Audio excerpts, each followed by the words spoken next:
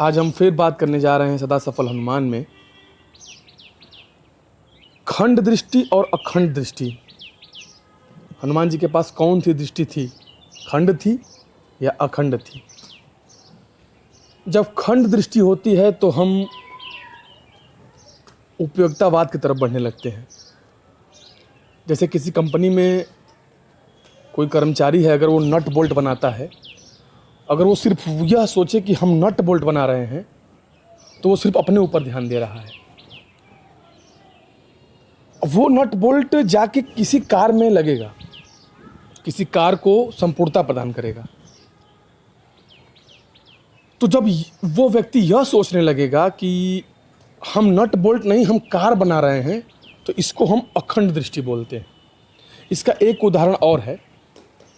किसी मंदिर का निर्माण हो रहा है, उस मंदिर के निर्माण में बहुत सारे लोगों का योगदान होता है। ईंट वाले का, उसको बनाने वाले का, प्राण प्रतिष्ठा करने वाले का, मूर्ति बनाने वाले का। तो अगर हर व्यक्ति सोचने लगे कि हम अलग अलग काम कर रहे हैं, हम दीवार खड़ा कर रहे हैं, हम प्राण प्रतिष्ठा करेंगे, लेकिन जब सभी लोगों के मन में एक विचारधारा होगी मंदिर बनना, तो जब यह भावना आपके अंदर आती है या हमारे अंदर आती है, जो कि हनुमान जी के अंदर यह भावना थी, अखंड दृष्टि थी, अब मैं अभी बताऊंगा कैसे थी, तो एक ऊर्जा का संचार होता है। और जैसे ही ऊर्जा का संचार होता है, हम अध्यात्म की तरफ बढ़ने लगते हैं।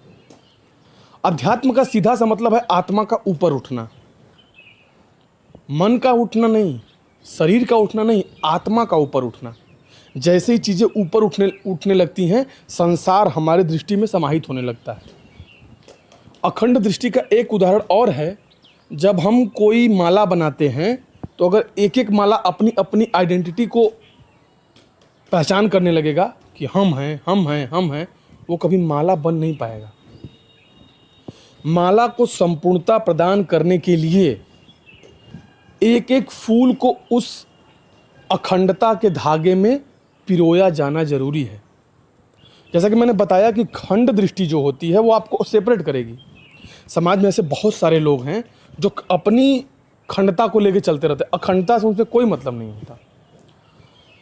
लेकिन हनुमान के पास जो दृष्टि थी, उस दृष्टि का नाम है अखंड दृष्टि, और उस दृष्टि का जो नाम है वो है राम काज।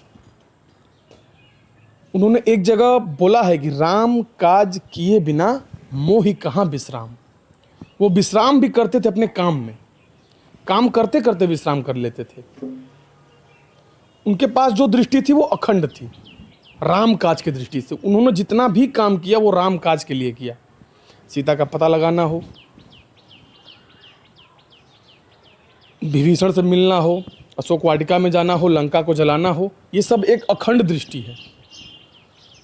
अखंड दृष्टि का मतलब होता है कि हम कोई भी काम करें, हम जो काम आगे करेंगे उसका लिंक उससे बनना चाहिए। जब हम पढ़ाई करते हैं तो पहला चैप्टर पढ़ लेते हैं, और पढ़ते पढ़ते पढ़ते पढ़ते हम 20वां चैप्टर जब पढ़ते हुए महसूस करते हैं, तो जब पहला चैप्टर और 22वां चैप्टर जब कनेक्ट होता है, तब एक अखंड दृष्टि बनती है। उस किताब की संपूर्णता हमारे दिमाग में समाहित हो जाती है। तो अखंड दृष्टि हमारे पास और हमारे लोगों के पास और हमारे तमाम संस्थाओं के पास भी होना चाहिए। हमारे राजनेताओं के पास अगर अखंड दृष्टि आ जाए, केवल जन सेवा, कोई भी छल कपट नहीं, सिर्फ जनता सेवा, हर सिविल सर्विस लोक सेवक के लिए समर्पित हो जाए, ये अखंड दृष्टि है। अखंड दृष्टि प्राप्त करने के लिए हमको एकांत में अध्ययन, मनन, चिंतन करना पड़ेगा। कुछ दिन पहले की बात है, गुरुजी ने कहा था कि अध्ययन बुद्धि का यज्ञ है। अब अगर बुद्धि का यह यज्ञ है तो उस यज्ञ करते समय उसमें घी भी तो लगेगा। तो चिंतन, मनन, ये सब करने से हमारे पास अखंड दृष्टि धीरे धीरे आने लगती है, हम विनम्रता की ओर बढ़ने लगते हैं। तो अखंड दृष्टि बहुत जरूरी है। राम काज, हनुमान के पास अखंड दृष्टि थी, हमारे पास भी होना चाहिए विनम्रता की अखंड दृष्टि, सहजता की अखंड दृष्टि। जब हम अखंडता को लेकर चलते हैं तब हम बड़े ऊपर की ओर बढ़ने लगते हैं। उसका एक सबसे सुंदर एग्जाम्पल ये है कि जब कोई किसान अपने खेत में अनाज बो रहा होता है, तो अगर वो सिर्फ ये सोचे कि यह अनाज मैं अपने लिए बो रहा हूँ, इसको बोलते खंड दृष्टि।